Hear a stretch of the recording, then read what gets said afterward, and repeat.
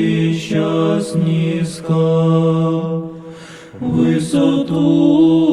нам смиренно мудрия показал,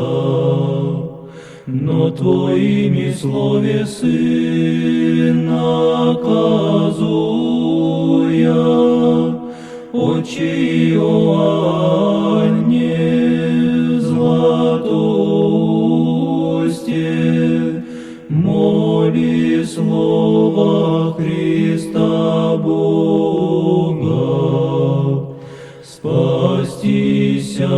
душам